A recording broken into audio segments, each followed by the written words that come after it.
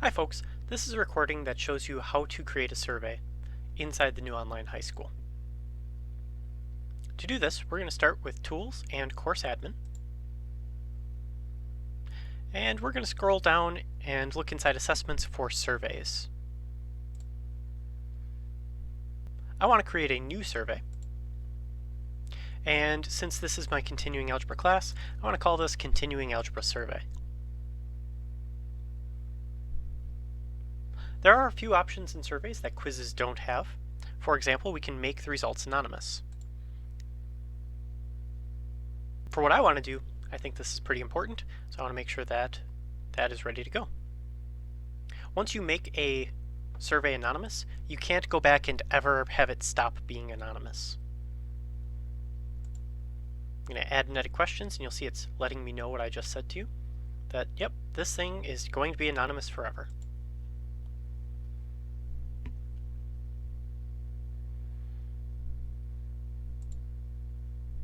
So up here, new, I'm going to create a new question. And if you've created a quiz from scratch, this should look awfully familiar. There's an extra option down here that is not in quizzes. And this is one of those, on a scale of 1 to 5, how do you feel about this thing? For my first question, I want to start with a true-false question. So I'm going to click on that.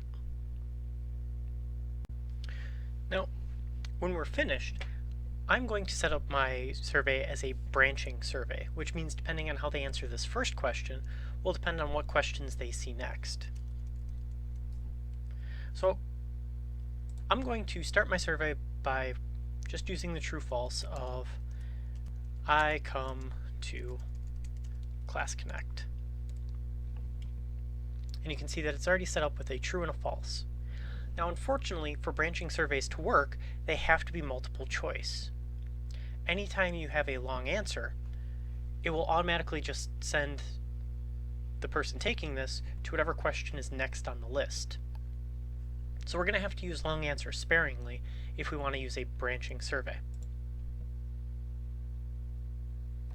That being said, I'm going to create a multiple choice question and show you how to allow for some short answers, or actually it'll be long answer, how to accept some long answers without breaking the flow.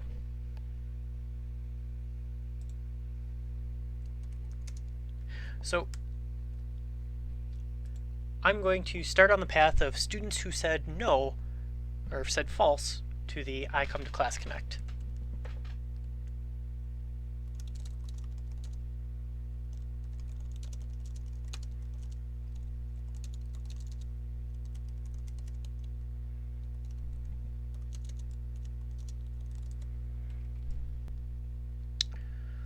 So, reiterating the fact that they said that they don't come to Class Connect, and I'm saying, why not?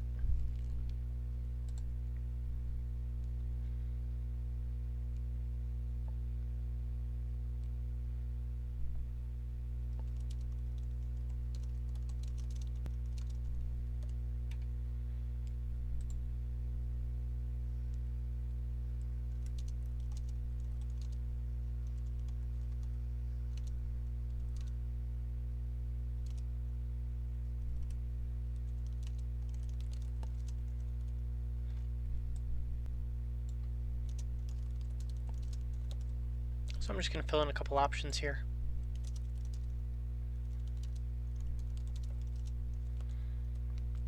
So these are the common answers I see.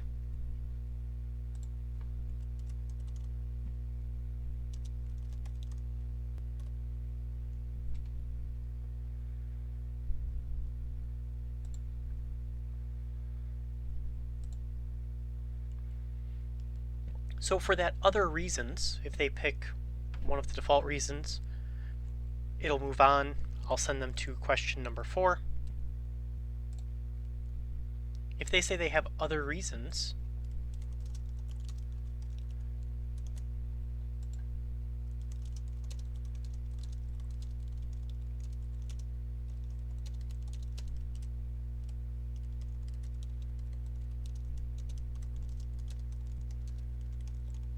I'd like to hear a little bit more about that. And so here's a box they'd fill it in.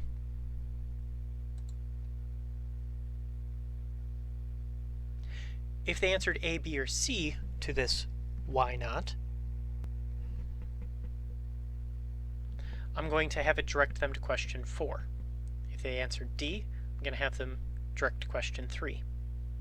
Because this one is long answer, when we're setting up that path later, I won't be able to tell it where to go from here, but it will just automatically go to the next one.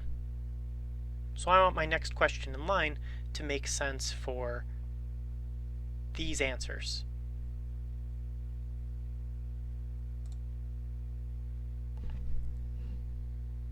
So I'm going to go ahead, I'm going to work out another multiple choice. And I'm going to do this one the same way, where there's a few default answers, and then the ability to move to a fill-in-the-blank type question to explain more. So I'm actually going to pause the recording here and work out some of my questions, and I'll show you what I come up with. So here I have my first question, which branches off into a set of questions resulting from a student saying they don't come to Class Connect, and I need to end this string of questions.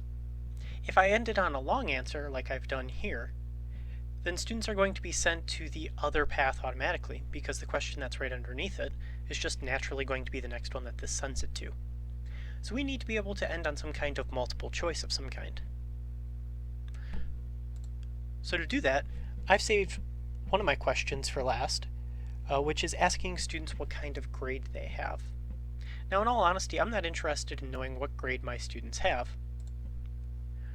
but I am curious to know if the students that are not coming to Class Connect are keeping track of their own grade.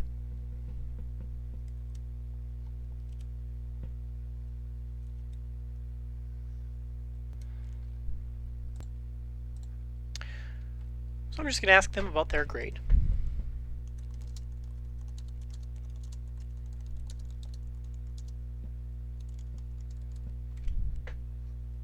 And for multiple option, you can see that there's only 4 options. And for A, B, C, D, and F, that's already 5. And I also want to include a 6th of I don't know.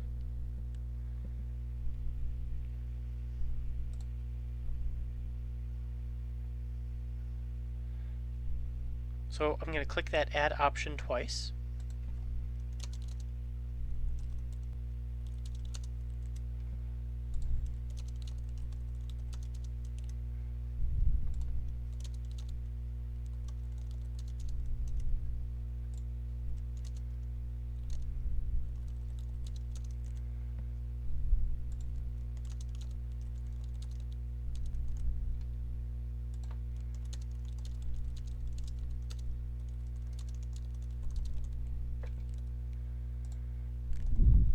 And just so I don't drive you English teachers crazy, I should probably put a period after my complete sentences. And I'm going to click Save.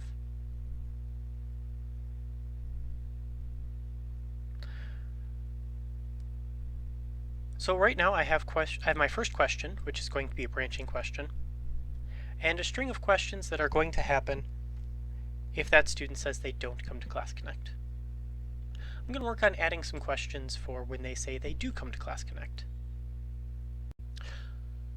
I would also like to ask students, on a scale of 1 to 5, how comfortable are you asking questions? So if we scroll down here, you can see that there's a scale, and this is one of those Likert questions, I'm not sure how you pronounce this. And this question is set up on a scale of 1 to 5. You can also do agree, disagree, satisfied, dissatisfied, those kinds of things. And you'll notice there's 2 spaces here, and there aren't any bubbles. Those bubbles will get filled in later.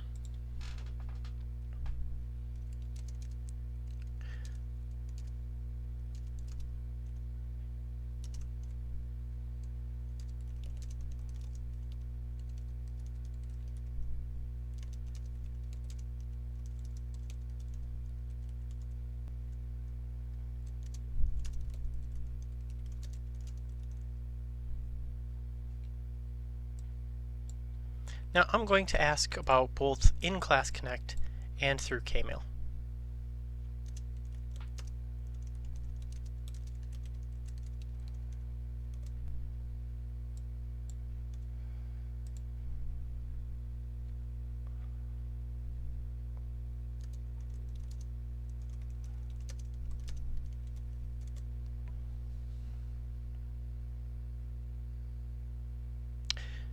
And when the students see this question, they will have those 5 bubbles labeled 1 through 5. At this point, I have all my questions made.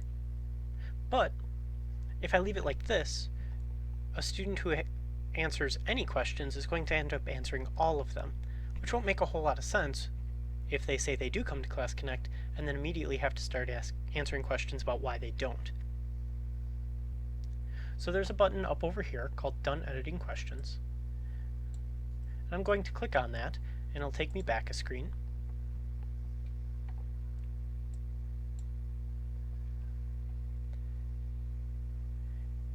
And when I scroll down, you'll see all my questions are here, and there's something called Branching Wizard. And this is how I set up my branching survey.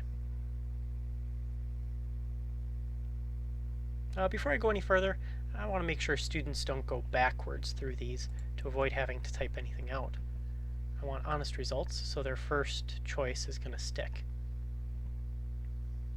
Also, before I click this branching wizard, I really want to make sure that everything is set up just right, because once I go into the branching wizard, I will no longer be able to edit any of these. So some of these little things, these titles, some of them have periods, some of them don't. I want to fix that up and make it look nice before I do the branching wizard. Okay, so I just paused the recording and gave all my questions a quick once over, removed periods from sentence fragments and such. And I think I'm ready to set up the branching wizard. So I don't think there's anything else with these questions that I want to change anymore.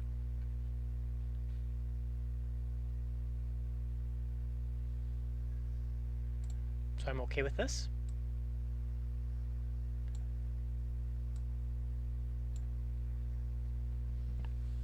And you'll see with Branching Wizard, depending on whether you answer true or false, you can send them to a specific question.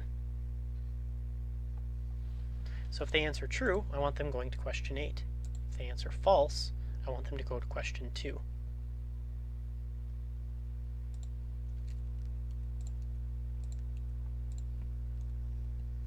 Now you'll notice that this long answer from question 3 isn't something you can direct somewhere else.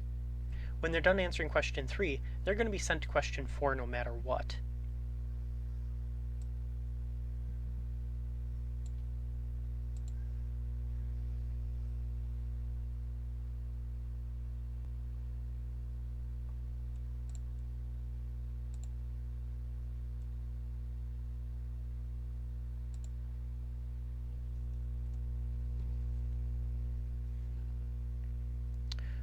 So question 4 was set up with help. What do you do for help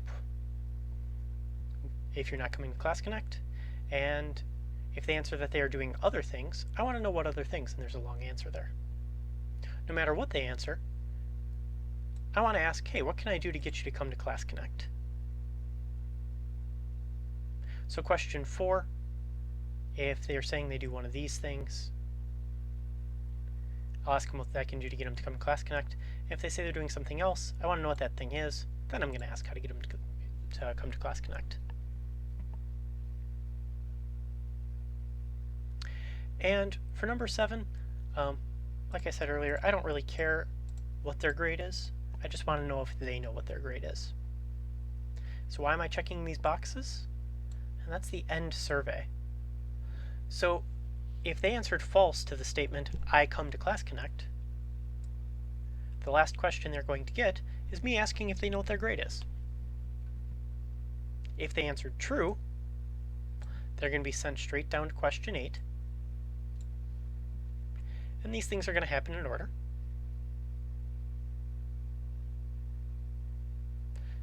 If they say that they do stay for work time, that'll be the last question on the test. And if they don't, they will be sent to question 12. which would actually happen anyways even if I left that blank. And question 12 is the last question on this survey, so there's no place else to go, so that'll be the last one.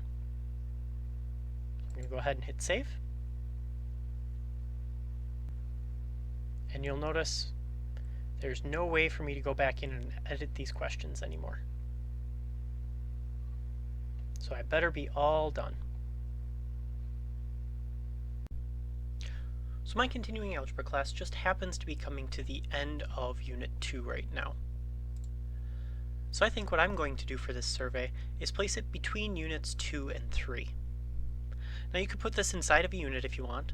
You could make it its own thing, whatever makes you comfortable. But since it's convenient for my class,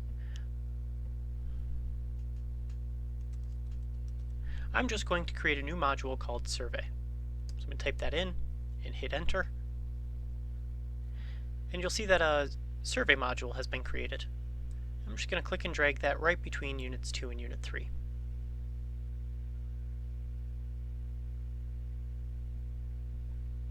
Now obviously that's not going to be super convenient for everyone, so you may want to open it up and place it somewhere in there. It's going to look the same once we are in there though. We're going to want to add existing activities.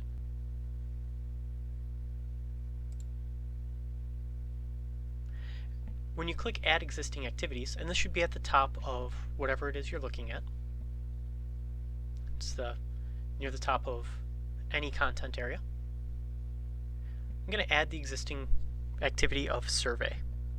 So I only have one, so it's easy for me to select it.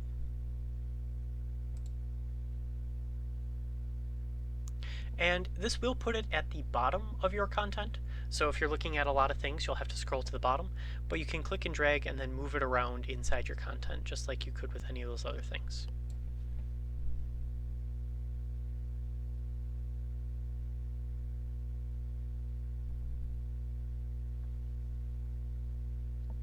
From here, if you'd like to put it on the plan, you'd follow those same steps that you would do to put anything on the plan.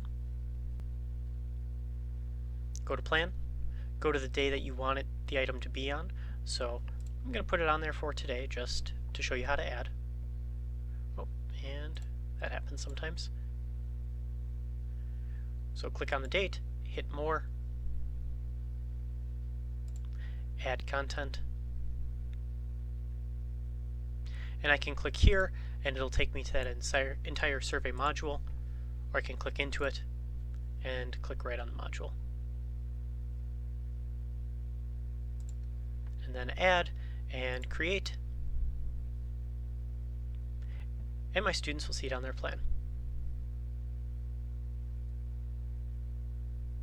Hopefully this helps.